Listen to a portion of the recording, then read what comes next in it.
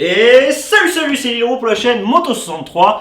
Aujourd'hui, on se retrouve dans l'atelier pour parler d'un problème que tout le monde connaît. Donc j'ai cette moto qu'un client m'a amenée. Et oui, parce que vous savez, maintenant, il y a le garage MBL Moto Service. Je reçois des clients et je fais des motos pour les clients. Et j'essaie de trouver les problèmes que les clients m'amènent. Alors aujourd'hui, on va voir quoi? On va voir un problème qui est très récurrent. Je suis sûr que toi, là, derrière la caméra, tu as déjà vu un pote qui ferme toujours son robinet d'essence dès qu'il s'arrête. Et bien c'est ce problème-là, le carbu qui pisse. Alors, ce problème-là, il y a plusieurs solutions. Déjà, comme première question, il va falloir lui demander, est-ce que ça pisse tout de suite? Est-ce que ça, dès qu'il s'arrête, ça pisse? Alors là, dans ce cas-là, c'est le pointeau. Très souvent, c'est le pointeau. Mais il peut avoir une deuxième cause, c'est le flotteur à régler. Et je vous montrerai tout à l'heure, on va démonter le carbu, je vais vous montrer comment le régler. S'il vous dit, c'est que le lendemain matin, que ça pisse, etc., c'est pareil, ça peut être aussi le pointeau, mais on va regarder en démontant comment on voit si le pointeau est usé ou pas. Et si par contre, comme celle-là, c'est qu'au bout d'une semaine ou deux, que ça pisse, et tant qu'il n'a pas redémarré, ça ne fonctionne pas, c'est peut-être simplement le flotteur à régler, et je vais vous montrer comment le régler. Donc allez, on commence le tuto directement. Là, on est sur une moto d'enduro. Le problème qu'on voit aujourd'hui, il se trouve essentiellement sur les motos d'enduro. Donc, pour défaire le carbu, moi j'ai ma petite technique. Il y en a, ils n'aiment pas trop cette technique, mais personnellement, je trouve que ça vaut pas le coup de s'embêter. Ce qu'il faut faire déjà, dans un premier temps, c'est enlever la selle. Donc sur une KTM 2011, il me semble bien, c'est juste dessous. Donc là, tu enlèves une vis dessous, tu enlèves la selle. Donc là, on est à une vis. Ici, tu vas venir enlever la vis de la boucle arrière. De l'autre côté, il y a une autre vis de la boucle arrière, exactement la même. Tu dévisses aussi. Donc là, ça fait 3 vis. Tu vas enlever les deux du pot d'échappement, ça fait 5 vis. Ici, suivant comment c'est foutu, suivant la moto, mais pour la plupart, ça se trouve par ici, sur le haut de la boucle arrière. Tu n'enlèves pas les vis, tu les desserres. Ce qui va te permettre de faire pivoter la boucle arrière. Et souvent, dans la boucle arrière, il y a la boîte à air. La boîte à air, ça va venir enlever donc le manchon de la boîte à air qui est relié au carbu. Et ça va être beaucoup plus facile pour sortir le carbu. Parce que la plupart, ils desserrent les deux colliers qui se trouvent juste ici. Et après, qu'est-ce qui se passe? Eh bien, ils essayent de forcer dans tous les sens. Ils y passent un quart d'heure ou 20 minutes à l'enlever. Pour le remettre, c'est la même histoire. Alors qu'il y a 5 vis à enlever pour pas s'embêter. Voilà, tout simplement.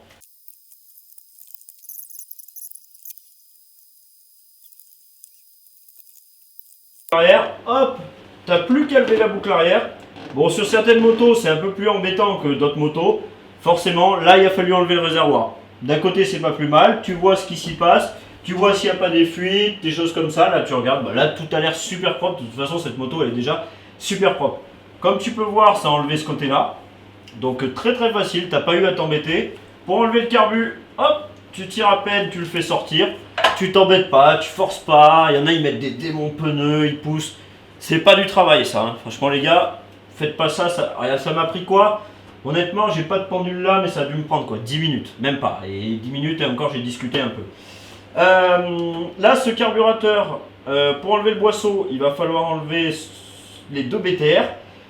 Des fois, sur d'autres carburateurs, c'est vissé. Je vous montrerai le carbu là-bas, il est vissé. Là, je vais aller chercher deux BTR, je vais vous zoomer dessus pour que vous puissiez voir. Hop, voilà, de petites BTR à enlever.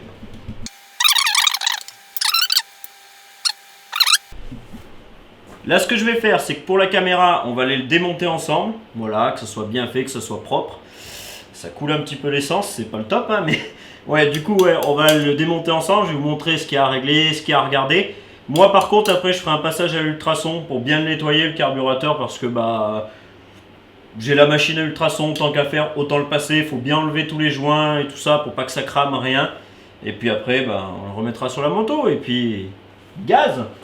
Les taux pour rien. Là, je vais venir dévisser les vis de la cuve.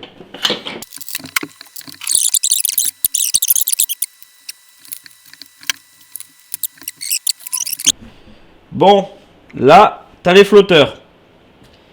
Donc, ok, on va les enlever. Hop là, la petite tige. On la perd pas, on la met bien en évidence. On va sortir le flotteur. Dessous, tu as ton pointeau. On va le poser ici parce qu'on va bien le regarder après. Bon, le focus a l'air bon, ça c'est le pointeau. Alors ce pointeau, vous voyez la forme un peu en triangle qu'il a?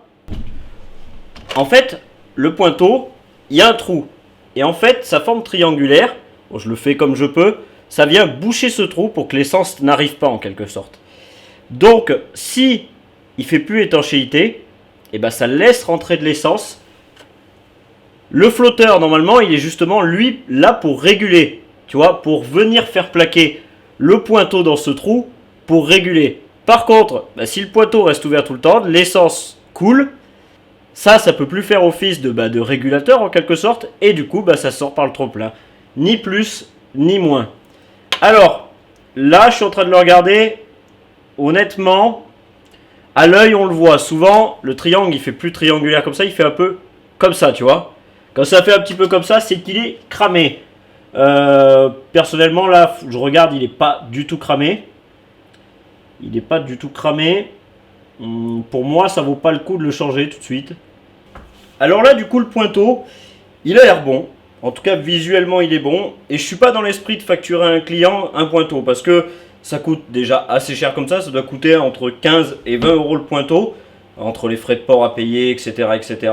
Donc je suis pas dans l'optique de lui facturer pour rien d'ailleurs. Donc ce qu'on va faire, c'est qu'on va agir sur le flotteur. Là, en fait, ce qu'on va faire, c'est qu'on va venir... Il y a une petite patte juste ici. Alors je vais te montrer. Hop, on va faire le focus. Donc ici, voilà, tu as une petite patte qui vient tenir ton pointeau. Donc, là, tu vas appuyer un peu pour qu'elle était comme ça. Elle soit un petit peu comme ça. Ce qui va faire que ça va modifier ton niveau de cuve. Donc il faut faire très attention. Il faut y aller avec parcimonie. Donc attention, il faut vraiment y aller petit peu par petit peu. Faut pas la plier d'un seul coup parce que sinon ça va plaquer tout le temps. L'essence va plus sortir, tu n'auras plus le bon niveau de cuve, donc ton gicleur il va plus pouvoir venir aspirer l'essence. Si tu n'as plus le bon niveau de cuve, et ben ta moto elle va ratatouiller. Quand tu vas accélérer, elle va pas prendre l'essence qu'elle a besoin, etc., etc. Ce qu'on va faire là, c'est que je vais nettoyer le carburateur, je vais lui remettre son carburateur, je vais tout remettre, la selle, le réservoir, etc. Je vais démarrer la moto. Je vais aller faire un tour avec, je vais voir s'il n'y a pas de problème. Je vais la laisser cette nuit pour voir si elle coule pas. Si elle coule pas, problème réglé. Par contre, si à l'avenir, exemple, si dans le mois qui vient, il voit que justement ça recoule, je reprendrai sa moto et cette fois-là, on changera le pointeau. Mais moi, je suis d'avis de ne pas faire payer le client pour rien parce que je trouve que ça sert à rien. Bon, ça, vous en avez rien à foutre parce que là, c'est plutôt un tuto. Bon, allez, go!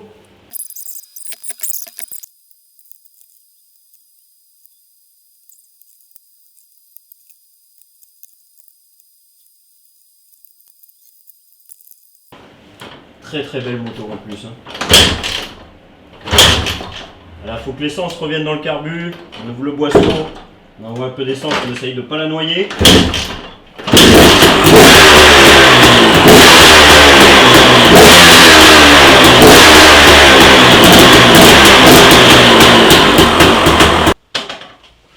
Allez hop. Je reviens du petit essai. Alors c'est parfait, pas de coupure à l'accélération, j'ai bien attendu qu'elle chauffe quand même pour faire une petite accélération. Alors oui, je ressemble à un trialiste du dimanche où d'ailleurs j'ai même pas la même paire de gants de chaque côté, mais c'est pas grave. Je l'ai laissé chauffer pendant 5 minutes, j'ai réduit le ralenti parce que ça avait vraiment besoin pour le coup. Ça sert à rien les gars, hop, je ferme ma porte, ça sert à rien les gars de venir mettre le ralenti haut. Si vous en avez pas besoin, je vois pas l'intérêt. Si vous faites du stunt, ok, à moins que votre moto mette vraiment des gros coups de piston dans les grimpettes. Sinon, baissez le ralenti au plus bas. Ça sert à rien d'envoyer le ralenti haut, si ce n'est vous procurer une mauvaise conduite, une mauvaise technique. Cette moto KTM 2011, très très agréable. Problème réglé, a priori, ça pisse pas dessous, pas de trou à l'accélération, rien. Le travail effectué est parfait. Ouais, je me jette des fleurs un peu les gars. Bref, j'espère que cette vidéo elle aura pu vous aider. Ça vous aura fait aussi découvrir ce que je fais au garage et comment ça peut être intéressant. Enfin moi en tout cas je trouve ça intéressant. Et puis on se retrouve prochainement dans une autre vidéo, soit méca, soit une petite balade. Bref, petit pouce bleu pour le travail effectué, ça fait toujours plaisir. Bye les gars!